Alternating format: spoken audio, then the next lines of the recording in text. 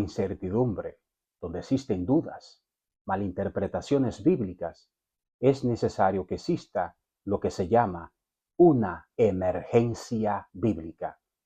Bienvenido a mi canal de YouTube. En este canal podrá encontrar muchas verdades significativas y con la ayuda de Dios y con la ayuda de su Espíritu Santo, te prometemos que te ayudaremos a entender muchas verdades que están reveladas en la palabra de Dios que vive y permanece para siempre. En este momento te voy a invitar a que comparta conmigo un mensaje muy significativo.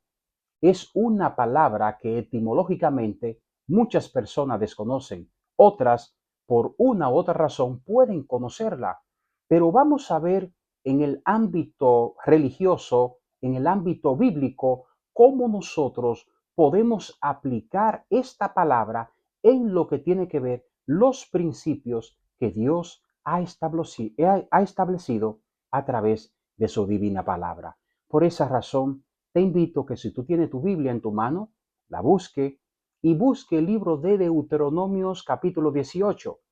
Y vamos a basar el tema de este momento a través de la lectura de este libro Deuteronomio. Vamos a orar. Querido Señor, gracias por los amados amigos y hermanos que puedan observar este tema. Te pedimos, oh Dios, que nos dé sabiduría y entendimiento para que mis amados hermanos puedan entender y para que mi mente pueda tener la capacidad de poder expresar las ideas que tú quieres que se den a través de este tema. Que todo sea para bendición de nosotros y por sobre todas las cosas, que sea para tu honra y tu gloria para siempre. En el nombre de Jesús. Amén, Señor. Bien, te invito a que abra tu Biblia, como dije anteriormente, en el libro de Deuteronomios, en el capítulo 18, y vamos a leer desde el versículo 9. Corría el año 1400 antes de Cristo.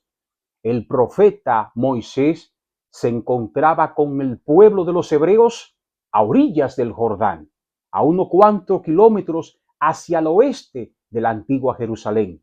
Allí se encontraba el patriarca y profeta Moisés, porque Dios le había dicho que lamentablemente no podía entrar a la nueva Canaán. Dicho sea de paso, él estaba preocupado, pero aún así aceptó la voluntad de nuestro Dios. En ese momento el Espíritu de Dios inspira al profeta Moisés para escribir el último libro de su experiencia religiosa con el Señor.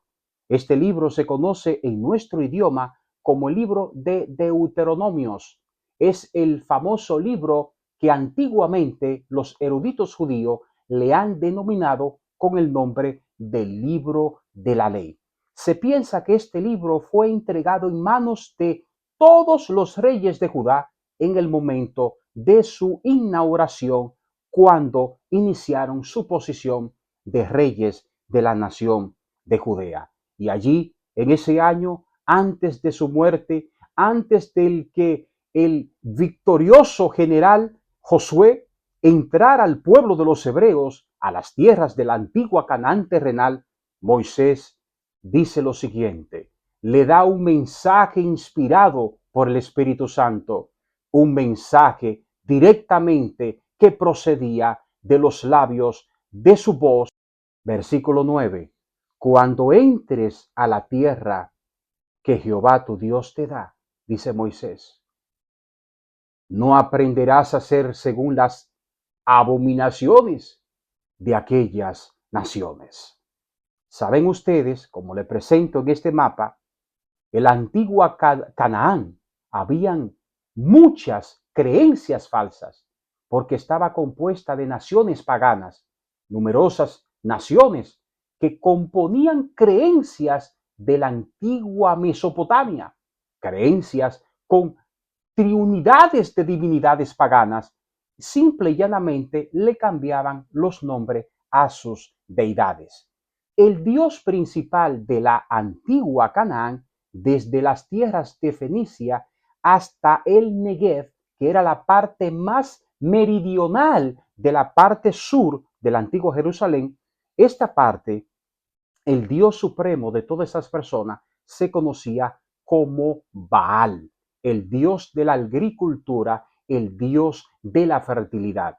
Su diosa favorita, especialmente la diosa de las mujeres, se conocía como la diosa Astaret o en plural Astarot. Así que, conociendo esto y sabiendo más o menos el marco histórico en general de lo que era la antigua Canaán, estas naciones estaban constituidas por religión basada en abominaciones. Abominaciones ante los ojos de Dios. Actos repugnantes. Cuando usted estudia, por ejemplo, la palabra etimológica o el significado etimológico de la palabra abominación, esa palabra viene de una palabra que se llama en hebreo toeva. Tiene que ver en el sentido y la mente judía con algo repugnante, con algo que da náusea, algo que molesta a la vista, algo que molesta a la persona que está viendo ese acto abominable delante de la persona.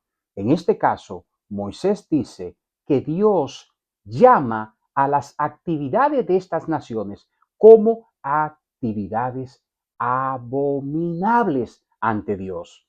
Número 1. Primer acto abominable que se encontraban en esas naciones. Versículo 10. No se ha hallado en ti, dice Dios a través de Moisés, quien haga pasar a su hijo o a su hija por el fuego. Interesante, porque muchos críticos no creen que en la antigua Canaán se sacrificaban niños al fuego. No creen que los niños muchas veces, en la manera de cómo los cananeos a veces bautizaban a sus niños pasándolo por fuego y muchas veces quemándolo al fuego como sacrificio a las deidades. Y estos críticos dicen que eso era imposible, que eso es falso, que esto era simple y llanamente una excusa bíblica que le permitió a los israelitas conquistar las tierras de la Canaán antigua. Y hermanos amados que me escuchan, lamentablemente la arqueología nos ha comprobado que eso realmente sí existió. Por ejemplo, conocemos al historiador Deodoro de Grecia, como también a otro llamado Plutarco. Estos personajes en una ocasión visitaron a las tierras de Cartago, en el norte de África. Dicen estos historiadores que allí ellos se encontraron con el dios principal Baal Amón, que era el dios de Cartago, que en nombre griego llevaba otros nombres. Este dios, decía Plutarco, que tenía las manos con las palmas hacia arriba, hacia el suelo, ¿verdad? Y esta estatua de bronce encendida en fuego desde adentro tenía una abertura alante o delante de las dos manos, vertida hacia abajo, con las palmas hacia arriba, llena de carbones encendidos en llamas de fuego. Dicen estas personas que ponían a los niños desde la parte superior de los brazos y los niños caían muy despacio, volteándose cada momento hasta llegar a las llamas que consumían su cuerpo. Dicen estos historiadores que muchas veces cuando las mujeres que no tenían hijos y querían sacrificar a sus hijos al fuego o pasarlo por el fuego o quemarlo por el fuego, dicen que hasta compraban esos niños a otras mujeres que querían vender a sus hijos para que sean quemados por el fuego. Y lamentablemente, amado que me escucha, estos críticos que no creen que eso existió, en el año 1921, unos expertos franceses hicieron excavaciones en la antigua ciudad de Cartago y encontraron grandes cementerios con restos de niños y animales enterrados en el mismo lugar, como le muestro en estas imágenes. Allí, amado que me escucha, dicen los expertos, estos arqueólogos, que encontraron alrededor de 20,000 cadáveres entre animales y niños con menor de 4 meses de edad. Aproximadamente el 67% de estos niños estaban entre los 2 a los 4 meses de edad. También en el siglo XX, este arqueólogo llamado Robert Marcolis dice que en la ciudad de Judea, especialmente en las áreas de Geser, encontró un antiguo lugar que se piensa que era un lugar alto donde los idólatras judíos incendiaban fuego y quemaban a sus hijos por el fuego. En la antigua Jerusalén, en la parte sur, había un valle que se llamaba el Valle de Hinón en hebreo. Cuando se translitera esa palabra al griego, se le llama el Valle del Gehenna. Era un basurero, era el basurero oficial de la ciudad de Jerusalén. Y dice la historia, y se ha confirmado a través de muchos escritores de la antigüedad, que en ese lugar siempre había basura quemándose, siempre había desperdicio, porque antes de los años del rey Josías, especialmente en el tiempo del rey Manasés, se acostumbraba a quemar y pasar a sus hijos por el fuego ante el dios Moloch, dios de los antiguos moabitas. Así que no hay duda de qué pensar de que por qué razón Dios enumera la primera abominación más detestable que practicaban los cananeos como el sacrificio o el bautismo de los niños a través del fuego.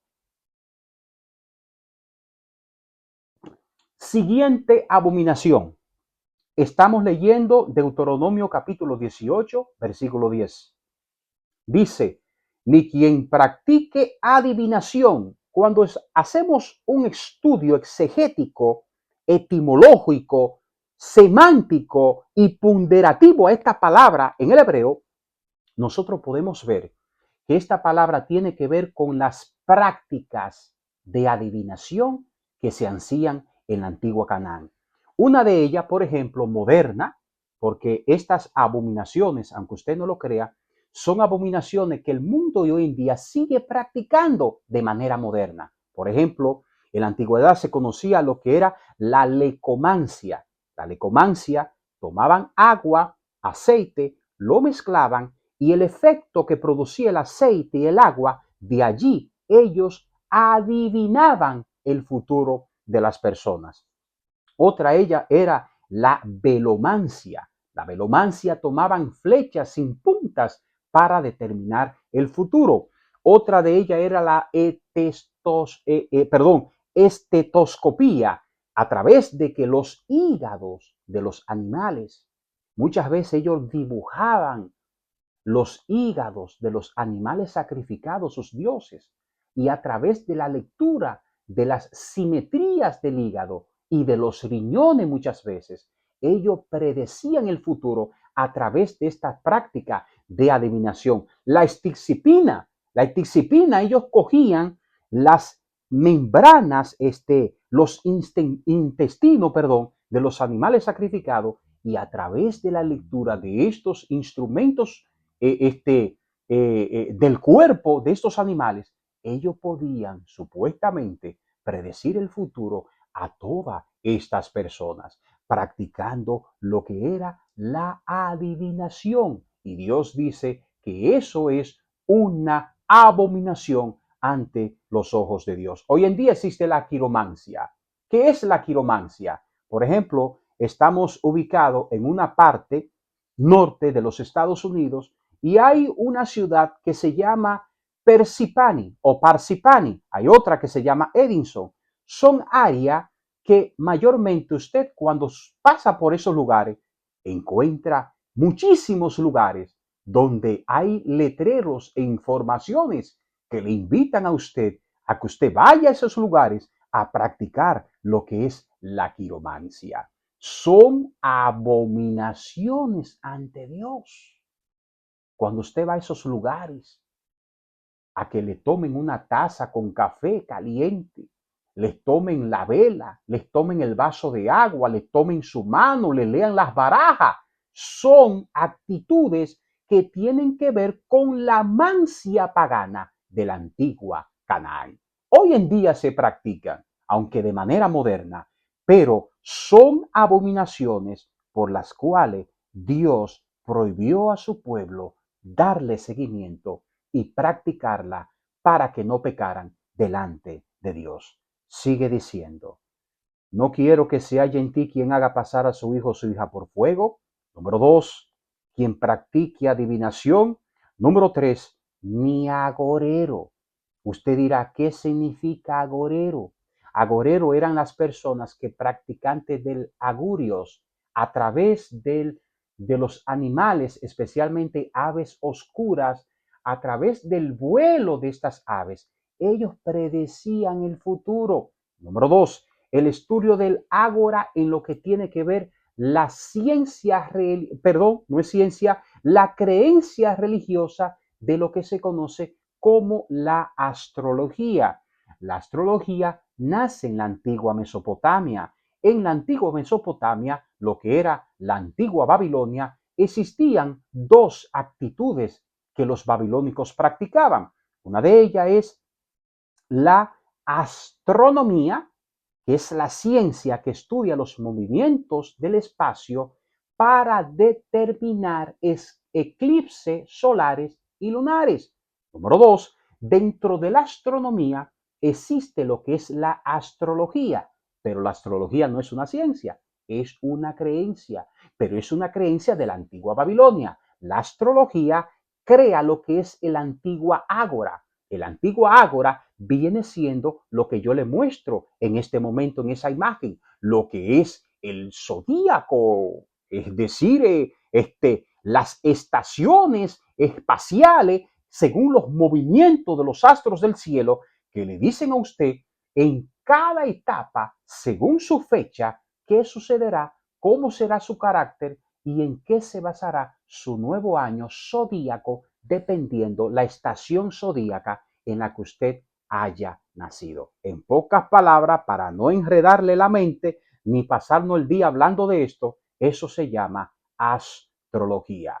Practicaban los antiguos babilónicos y los cananeos también practicaban la astrología copiada por los babilónicos. Mi pregunta es, ¿existe en este mundo hoy en día lo mismo? Claro que sí.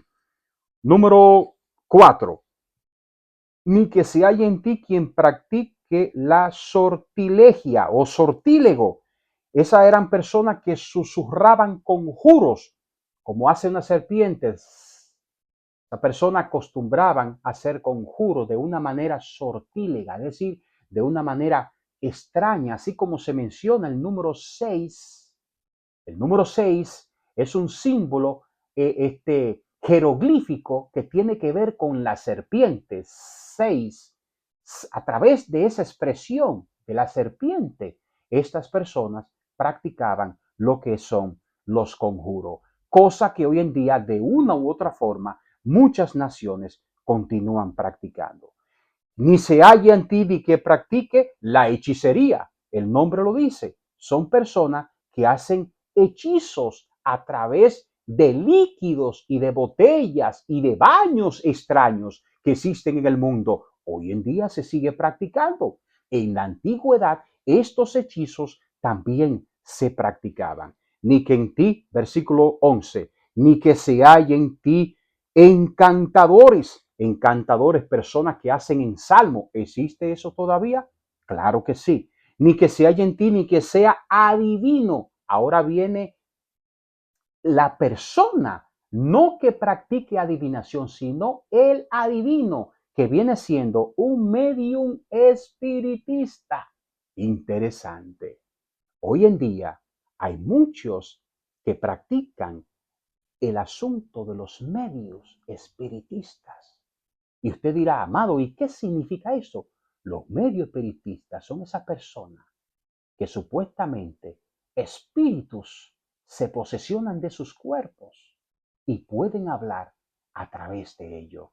Y la palabra de Dios le llama a esto espiritismo. Cosas satánicas, cosas de demonios.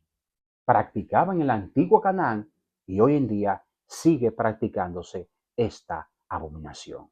También dice la palabra de Dios, no quiero que se haya en ti ni quien sea mago. Pero la palabra mago no es la palabra que conocemos hoy en día. La palabra mago, según su etimología semántica, tiene que ver con personas que invocaban a los espíritus de los dioses o pitones.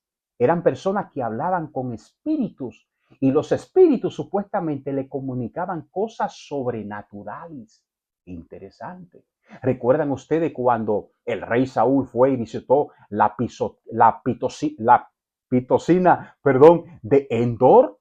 Esta señora practicaba esa creencia, esa actitud, y a partir de ese momento hizo lo que también la palabra de Dios prohíbe, que es lo siguiente: ni quien consulte a los muertos. Dios no le gusta que usted consume a los muertos. Suscríbase a mi canal, que estaremos haciendo muchos videos enseñándole la verdad acerca de la muerte, porque la muerte no es como nosotros pensamos hoy en día. Y Dios no le gusta que usted consulte a los muertos. Y esta pitonisa de Endor practicó también lo que se llama el o la necromancia, o otros dicen la necromancia. Esta señora, aparte de ser pitonisa, practicó la necromancia o necromancia, que Dios la llama como una abominación, porque invocan espíritus de demonios que salen por toda la tierra a engañar a todo el mundo. Si usted se va de un pronto conmigo al libro de Apocalipsis, en el capítulo 16, versículo 14, dice lo siguiente: pues son espíritu de demonios que hacen milagros y van a los reyes de la tierra en todo el mundo para reunirnos a la batalla del gran día del Dios Todopoderoso. Cuando usted practica la necromancia o la necromancia, cuando usted invoca espíritus de supuestos seres que han muerto, cuidado, amado que me escucha, eso es abominación ante Dios, porque usted está invocando espíritus inmundos. Y dice Dios en el versículo 12, porque es abominación, es decir, repugnante, es algo, perdónenme la palabra, asqueroso delante de los ojos de Dios, la abominación para con Jehová. Cualquiera que hace estas cosas, y por estas abominaciones Jehová tu Dios echa estas naciones delante de ti. Por esa razón, Dios quiso que Josué sacara a estas gentes, porque Dios quería que su pueblo espiritual en todos los sentidos y moralmente no se contaminara de esas abominaciones que se practicaban en la Canaán terrenal antigua.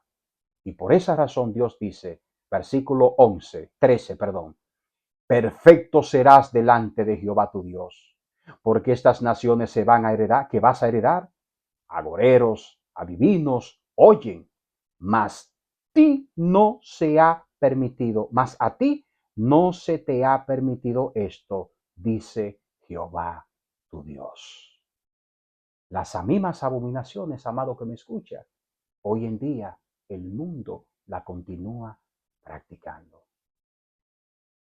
Hoy, 31 de octubre del año del 2025, si usted ve este video en otra ocasión, el mundo completo celebra una fiesta que supuestamente es una fiesta alegre para los niños. Oh, amado que me escucha, la famosa palabra inglesa Halloween.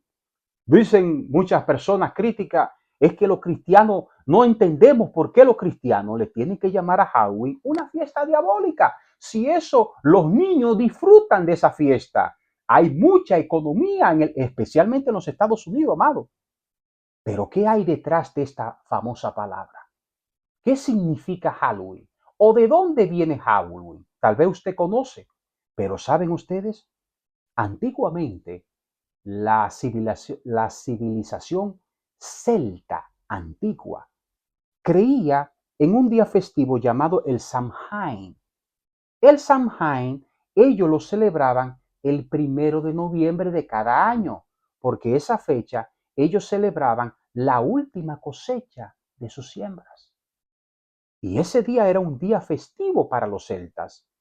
Pero la noche anterior del 1 de noviembre, conocida como el 31 de octubre, para la mente y religión pagana de los celtas, ellos decían, esta noche es una noche donde el mundo de los espíritus muertos y el mundo de los vivos se nubla, de manera que los vivos caminamos entre los muertos y los demonios y los muertos caminan entre los vivos. Y durante esa noche, dice la historia celta, que ellos se disfrazaban, se ponían rostros de toros, de bueyes, cosas extrañas, disfraces con el objetivo de espantar a los espíritus y a los demonios. Y muchas veces, para apaciguar a los demonios y a los espíritus de los muertos, los celtas ponían comida fuera de sus casas para que ellos, cuando llegaran a su casa, en vez de entrar a sus hogares, tomaran los alimentos y siguieran hacia adelante. Oh, amados hermanos, esa civilización desapareció. Los ingleses han traído muchas creencias de esa parte cuando en el siglo XVII comenzaron a emigrar hacia esta parte del planeta del Norteamérica, las culturas comenzaron a mezclarse y comenzaron a traer sus culturas antiguas, mezclándose con las culturas norteamericanas y americanas. Y de allí nacen muchas leyendas y muchas actitudes muy parecidas a lo que se practicaba en esa fiesta celta conocida como la fiesta del Samhain. En el siglo VIII, el Papa Gregorio III, él dice, 1 de noviembre será el Día de los Santos. Y en inglés, en el idioma inglés, esa palabra fue conocida como All Hallows Eve, como le muestro aquí. El día antes de los santos o la víspera de los santos, el día que estaba antes del día de todos los santos. Y luego el 2 de noviembre se caracterizó por el día de los muertos. Por el 31 de octubre se caracteriza por el All Hallows Eve, es decir, víspera de todos los santos. Año más tarde, ese término tomó el nombre de Halloween y el 31 de octubre, que es la víspera de los santos y es la víspera de la antigua celta, se lleva la misma costumbre que los celtas, pero diferente. En vez de que las personas adultas salen por los hogares a buscar las viandas, que en este caso son los dulces, ellos mandan a sus niños. Digo ellos porque ya no lo hacemos. Antes sí lo practicaba, pero ya no lo practico. Porque cuando los niños van a esos hogares a buscar esos dulces, están practicando actitudes que son abominaciones porque tienen fundamento, su sostenimiento de su origen son paganos. Están imitando, muchos de ellos sin darse cuenta, actitudes que los celtas hacían llamada espiritismo. Porque era por asuntos de los espíritus de los muertos y de los espíritus de demonios. Los niños ahora llegan y le dicen a las personas, trick on trick, ¿qué quieres? ¿Me das golosina o quieres? ¿Y qué hacemos, amado que me escucha, con eso? Están imitando las mismas actitudes que celebraban los celtas en su fiesta, en el día antes de su fiesta, conocida como la Samhain. Actitudes paganas practicándose en el mismo día que se practicaba en la antigüedad. De ahí nace Halloween. Ya es una tradición muy antigua, una tradición muy famosa, una tradición que le da beneficio económico a las naciones, especialmente a este país de los Estados Unidos de Norteamérica. La pregunta es la siguiente: ¿por qué el cristiano no debiera practicar la noche de Halloween? La tradición secular la ha tomado como la noche de los demonios. ¿Saben por qué? Porque ese día las personas satánicas, iglesias satánicas, personas adoradores de Lucifer, toman con mucha especialidad el 31 de octubre para hacer sus aberraciones y abominaciones ante los ojos de Dios. Y cuando usted manda a su hijo a buscar golosinas, a buscar dulces a esos hogares, ellos están practicando las mismas creencias de los antiguos celtas. Ellos están personificando sin darse cuenta de una u otra forma los espíritus inmundos que realmente son espíritus de demonios. Cuando usted va a esos hogares, pide golosina, inocentemente hablando, están practicando cosas que tienen que ver, en pocas palabras, para que no le demos mucha vuelta al asunto, abominación espiritista antes los ojos de Dios.